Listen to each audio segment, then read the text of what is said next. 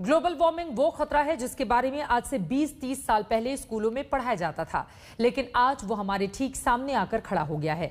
मौसम के पुराने हर मिजाज बहुत तेजी से बदल रहे हैं। भले ही इसके लिए विकसित देश ज्यादा जिम्मेदार हों, लेकिन ज्यादा खामियाजा उठा रहे हैं भारत जैसे देश।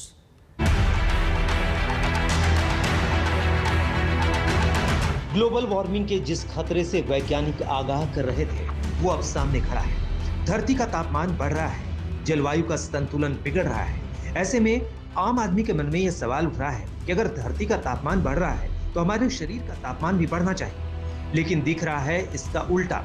आंधी और बारिश का घालमेल कुछ ऐसा है कि गर्मियों की तासीर के साथ साथ मानसून की चाल भी बिगड़ती जा रही है। मौसम वैज्ञानिकों का कहना है कि ग्लोबल वार्मिंग से जुड़े ज्यादातर सवालों का जवाब मानसून की चाल में ही छिपा है।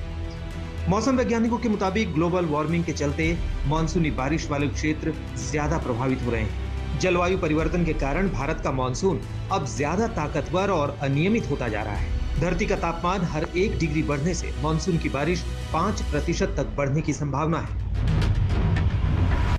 मानसून की इसी टेढ़ी चाल के सबूत इस साल भारत में साफ तौर पर दिख रहे हैं। इस साल मानसून की रफ्तार पहले के मुकाबले तेज है। केरल से लेकर महाराष्ट्र और मध्य प्रदेश तक इस बार मानसून जल्दी पहुंचा है और बारिश की मात्रा भी ज्यादा है।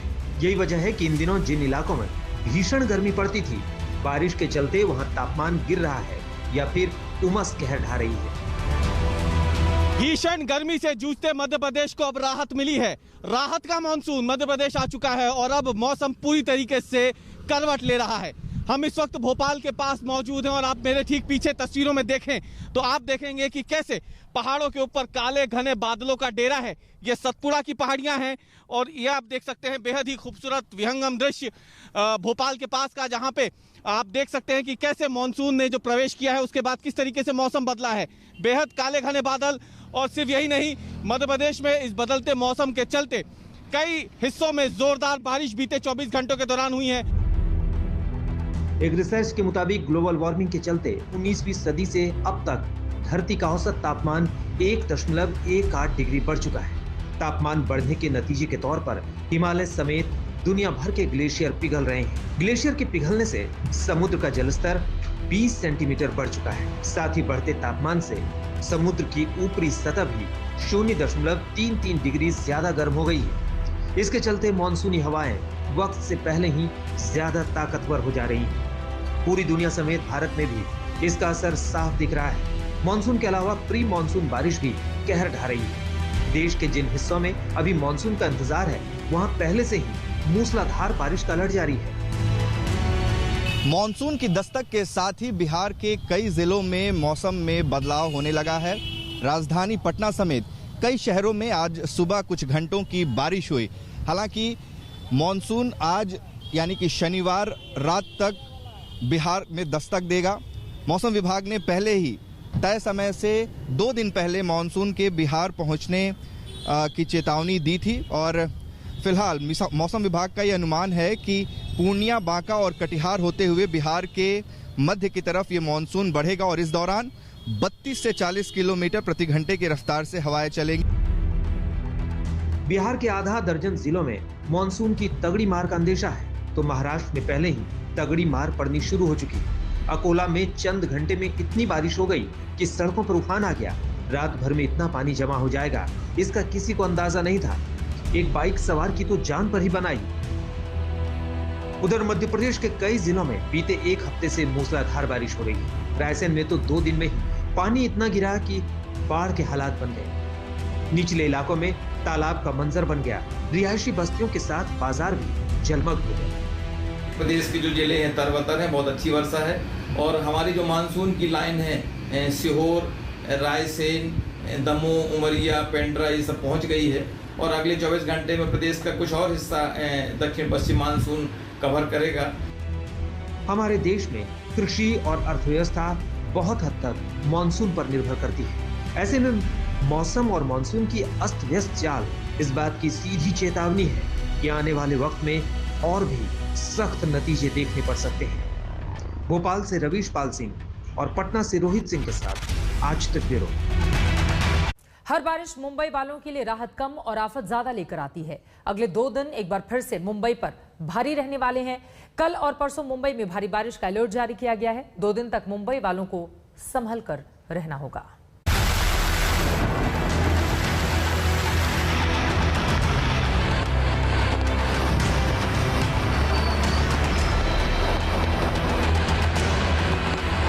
मुंबई बारिश से तरबतर है। मुंबई में जिंदगी पटरी से उतरने लगी है। एक जगह से दूसरी जगह आना जाना दुश्वार हो रहा है। साउथ वेस्ट मॉनसून को मुंबई में दस्तक दिए अभी 100 घंटे भी पूरे नहीं हुए हैं और दिक्कतों की बौछार हो रही है। लेकिन ये तो महज एक ट्रेलर है। बारिश अभी सबसे प्रचंड रूप दिखाने को तैयार है। असली मुसीबत रविवार और सोमवार को आने वाली है। मुंबई पर 2 दिन बड़ा खतरा। मौसम विभाग ने जारी किया अलर्ट। भारी बारिश के खतरे के साए में मायानगरी। 13-14 जून को मुंबई वालों को बचकर रहना होगा।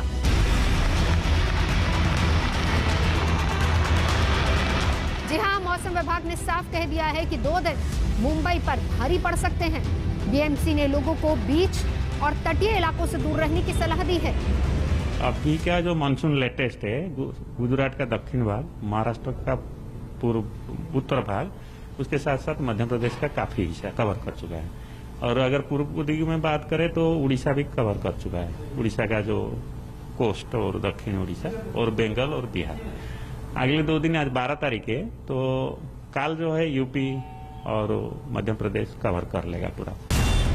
मौसम विभाग की चेतावनी के बाद मुंबई में बड़े पैमाने पर तैयारियां शुरू हो गई हैं। बीएमसी समेत तमाम एजेंसियां एहतियात इंतजामों में जुट गई हैं। मुंबई में आने वाले 2 दिनों में एक्सट्रीम हैवी रेनफॉल का अंदेशा मौसम विभाग ने दिया है, जिसके चलते बीएमसी ने कई तैयारियां की है। पहले तो जो एनडीआरएफ की टीम है वो मीठी नदी और आसपास के इलाकों के पास स्टैंड बाय पर रखी गई है कि हो सकता है नदी का लेवल बढ़ने से लोगों को इवैक्यूएशन करने की नौबत आए। दूसरी ओर जो ड्रेजिंग मशीन है वो लगाई गई है 6 जगहों पर, ताकि पानी जल्द से जल्द ड्रेन हो जाए और ड्रेनेज सिस्टम जो है वो खोलकर पानी को निकालने का काम किया जाएगा।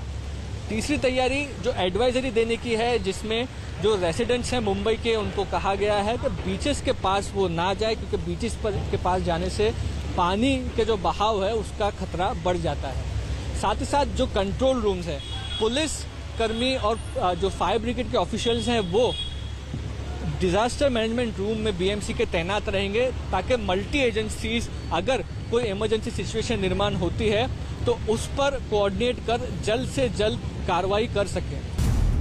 मुंबई की सिविक एजेंसियां कई स्तर पर काम कर रही हैं। सभी डिविजनल कंट्रोल रूम को हाई अलर्ट पर रख दिया गया है। इमरजेंसी के लिए ज्यादा लोगों की तैनाती के लिए कहा गया है। पानी निकासी के लिए 6 ड्रेनेज सेंटर्स तैयार कर रखे हैं। पानी निकासी पंपों के लिए डीजल जुटा लिया गया है। बीएमसी के फ्लड और रेस्क्यू दस्ते तैयार हैं। एनडीआरएफ को भी तैयार रहने के लिए कहा गया है। कोस्ट गार्ड और नेवी को भी अलर्ट किया गया है। बिजली महकमे को भी अलर्ट कर दिया गया है, ताकि कटौती की हालत में रिपेयर हो पाए। मीठी नदी के पानी पर नजर है। 24 डिवीजनों में स्कूल को टेम्पररी शेल्टर में तब्दील कर दिया गया है। खतरे को देखते हुए खुले मैनहोल को ढकने का भी काम किया जा रहा है। मॉनसून में खुले मैनहोल में लोगों के गिरने की कई घटनाएं हो चुकी हैं। इस घटना के बाद आखिरकार बीएमसी नींद से जागी है और वो यहाँ पर आके सारे जो मैनहोल्स है उसे बदल रही है।